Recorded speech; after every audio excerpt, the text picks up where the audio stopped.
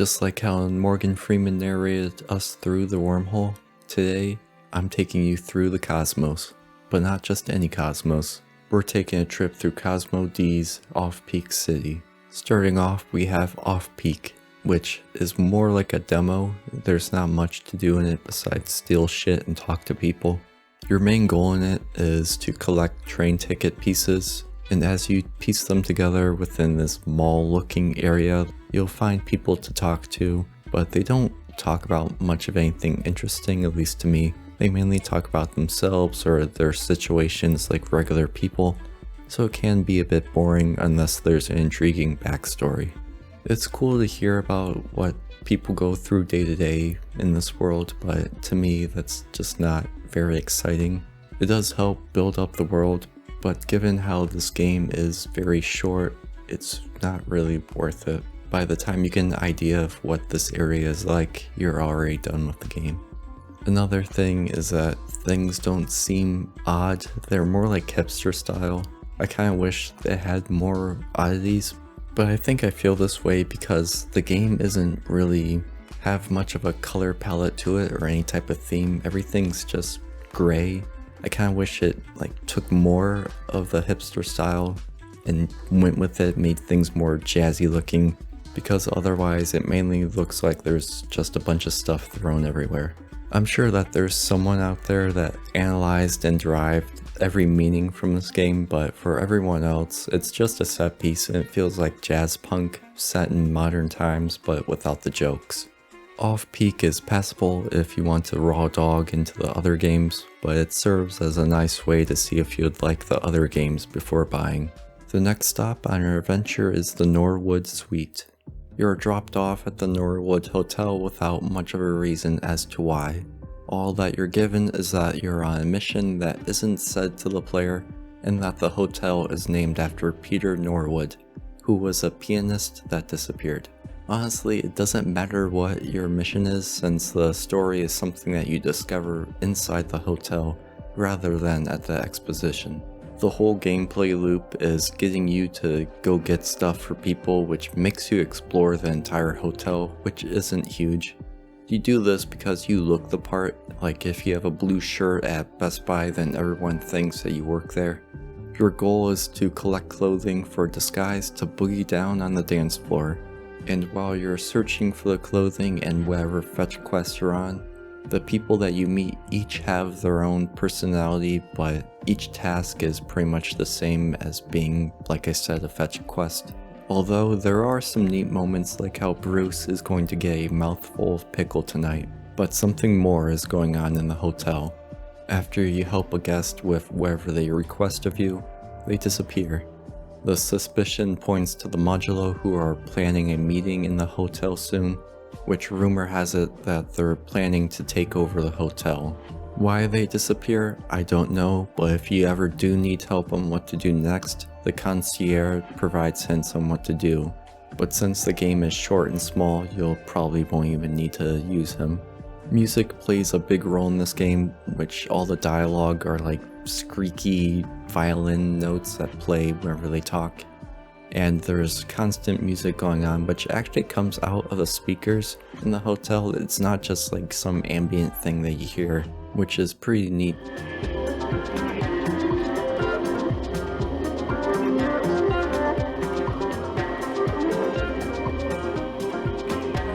It definitely adds to the weirdness of the game, like seeing a bathtub filled with olive oil or seeing a giant shirtless man. There's a lot to see, and it feels like you're a detective by distilling clues from dialogue and deriving meaning from the hotel's design. There are some documents in one room and visual storytelling throughout, but you'll get most of the story from the dialogue. And it's left for you to figure it out, but if you want a clearer view of what's going on once you're done with the game, there is a Steam discussion post pinned called Call Me Stupid. The developer Cosmo is in there too, discussing the story, so you're getting it straight from the creator. If you're one that wants a more grounded story and doesn't want things up for interpretation, then you won't like this. The Norwood Suite is a go with the flow type of game. and it seems to qualify more as an experience or an art piece than a traditional video game. Despite being a walking simulator, it's quite enjoyable and I liked seeing the eye candy. It's probably a blast to play through if you're high too. It's consistently odd throughout the 1.5 to 2 hours that took me to beat the game. The only technical problem I had was some freezing when the game was loading, which happened about 3 times, but it's all good when it finishes. The only secrets are the tableaus that aren't very well hidden if you interact with everything that you find. I do wish that there were more secrets to reveal more story because there is a lot left unsaid. It would also add something to search for because there aren't really anything to search for except for the items for the guests and I guess the documents in one room. Another thing would be adding in some puzzles that interact with the oddities, like the piano puzzle. It doesn't have to be puzzles though, just more interaction with the world. Maybe like newspapers that give more lore of the city. Or for a puzzle idea, the game Sensorium has a cool Simon Says audio puzzle where you try and replicate what you hear by pressing certain buttons in a certain sequence.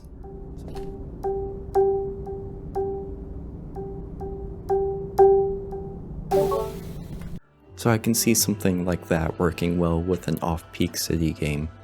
One hidden conversation that you can find deals with a pizza delivery from Freddy and how it's crucial for the modulo meeting, which raises some questions.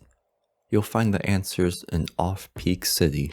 Your goal is to steal a saxophone from a pizza shop owner named Gaetano Grosso, who is a famous former saxophone player. Sounds familiar, don't you think? There's something fishy going on with the musicians in the world of off-peak. So your first step is to apply and get hired by Gaetano to make pizzas for him. However, things are not going to go smoothly for Big Shady, as he's going to run into big trouble with more conspiracies at play. Your first task on the job is to get a jar of sauce from the basement. However, this isn't any ordinary basement, because you won't find dead bodies in here, but you will find the saxophone that you've been searching for. It'll come in due time, but for now, we have pizzas to make. You're free to customize the pizza to your heart's desire.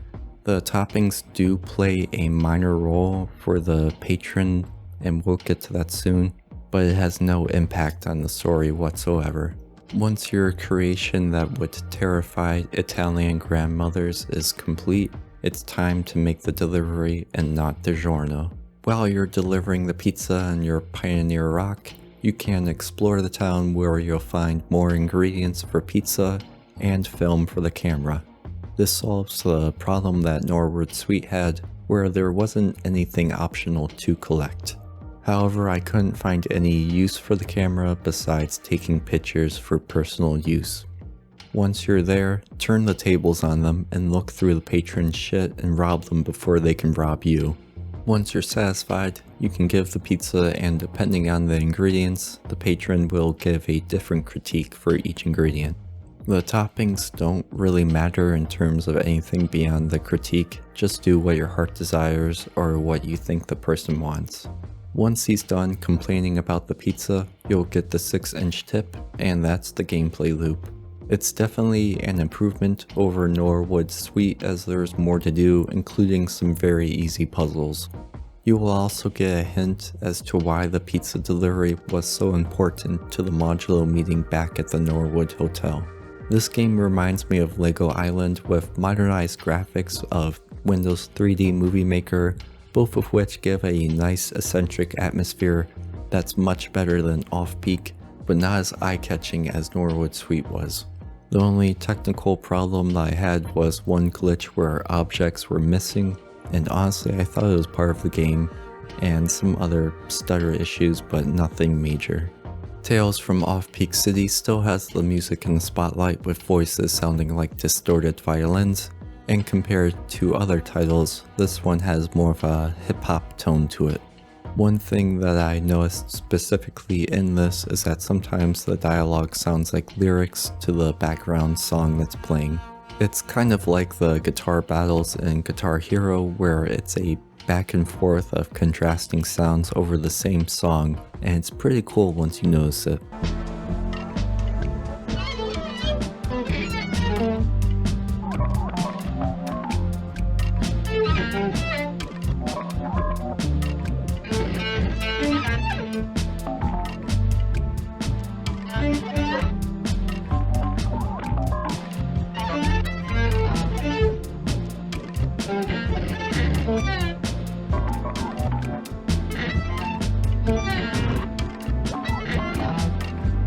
Each slice that you deliver reveals more of the pie.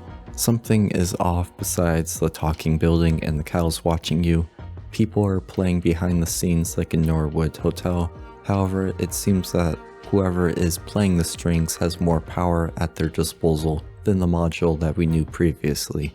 One example of something strange happening that is targeted towards you is that while you're making your 3 meat special, you make a health inspection notice, probably because everyone critiques your pizza when they get it.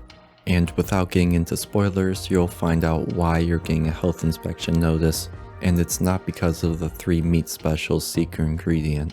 You can also find out a lot more about the city and the story itself through the conversations that you'll come across.